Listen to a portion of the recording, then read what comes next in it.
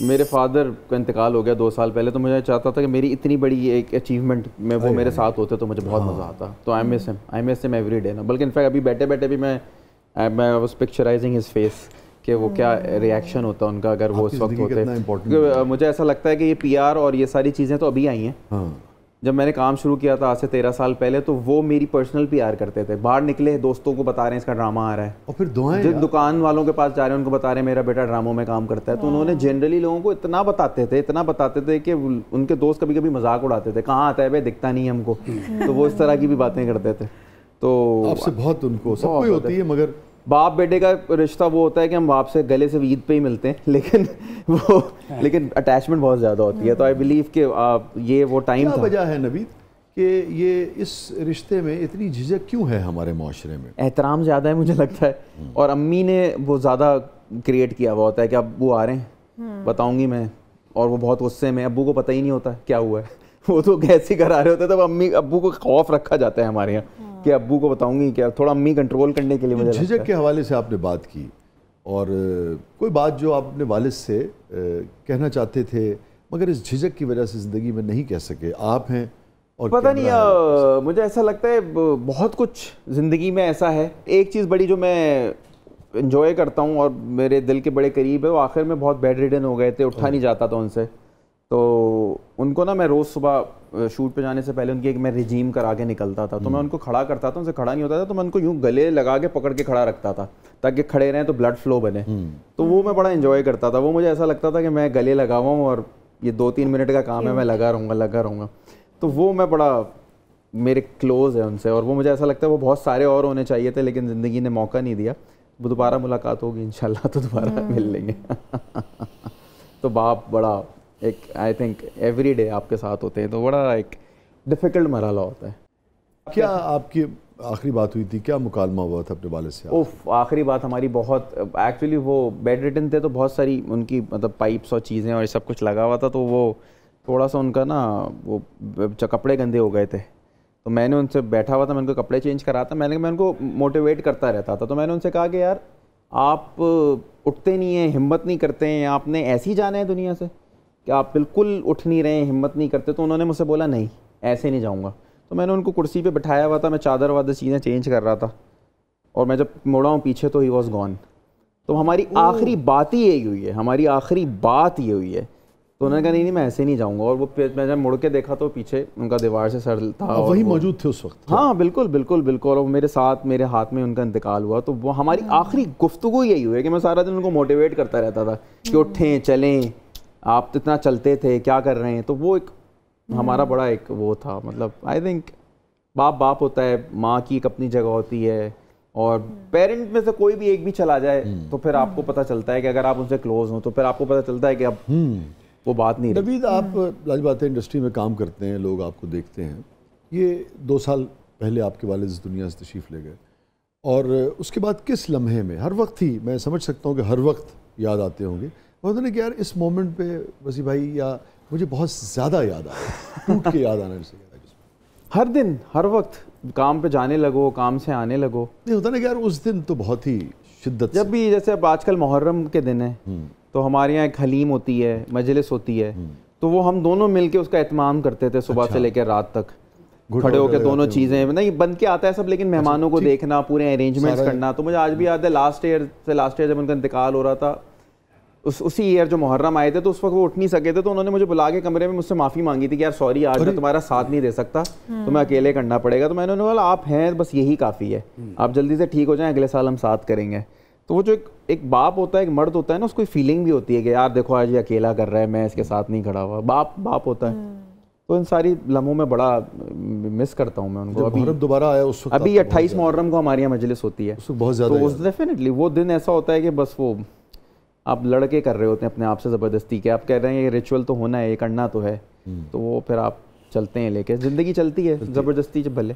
فہیمہ صاحبہ, آپ کی زندگی کا ہیپیسٹ مومنٹ؟ جب میں فرسٹ ٹائم عمرہ کرنے کے لیے گئی تھی. اچھا. تو جا رہی تھی میں اور پھر بھانجی کے ساتھ گئی تھی میں, بھانجا میرا محرم تھا, وہ پھر کہیں مل نہیں رہا تھا مجھے.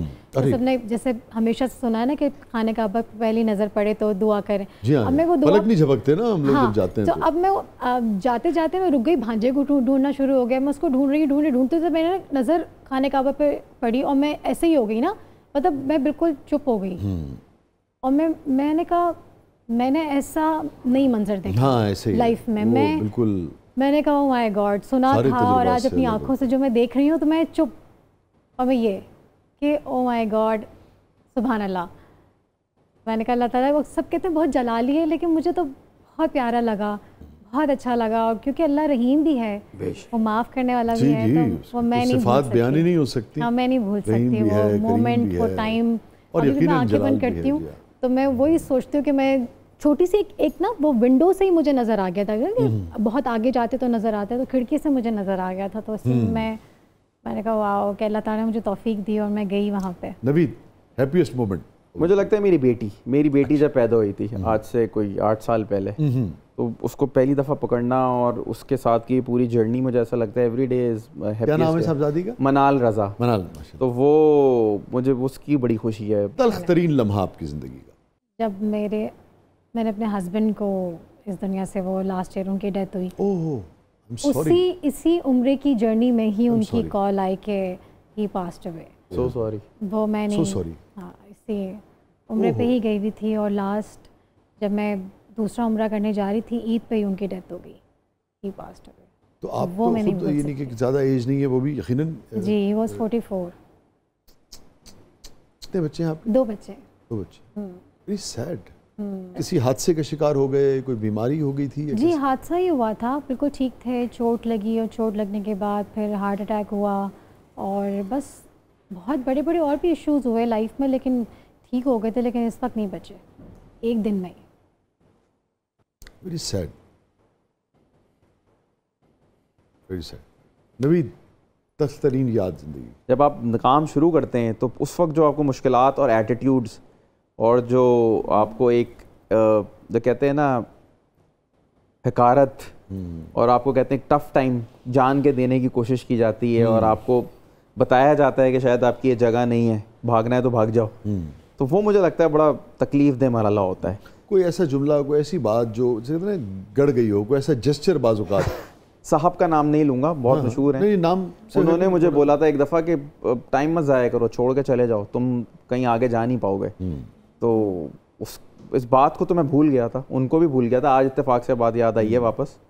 جہاں مجھے جانا ہے میں جا ہی رہا ہوں, میں رکا نہیں. جب آپ محنت کریں گے, آپ محنت کرتے رہیں, آپ منزلیں آپ کے لیے خود آسان ہوتی جائیں گی, آپ جاتے رہیں گے. تو آئی ڈونٹ تھنک سو کہ یہ بات صحیح ہوتی ہے کہ چلے جاؤ, چھوڑ دو. لوگوں کی مشورے ضرور لیں, لیکن کریں وہی جو آپ کا دل, بلکہ اس کو اپنی طاقت بنائیں, اس رکاوٹ کو, اس جملے کو. زندگی میں کبھی بھی وہ لیٹ ڈاؤن نہ ہو, آپ چلتے رہیں, جگہ بنتی رہے گی. کوئی اس سارے سفر میں کوئی ایسا انسیڈنٹ, کوئی ایسی چیز جو آپ چاہتے ہو کہ یہ فہیمہ ڈیلیٹ ہو جائے کس طریقے سے؟ مجھے ایک ڈائریکٹر نے ایسے ہی کہا تھا کہ مطلب لک پہ بہت پریشرائز کیا تھا. اوبویسلی جب لڑکی نئی آتی ہے تو اس کو اپنے لک پہ بہت وہ کرنا ہوتا ہے, فوکسڈ ہوتی ہے کہ میں اچھی لگوں, میں پیاری لگوں, کیونکہ ینگر ہی لگوں.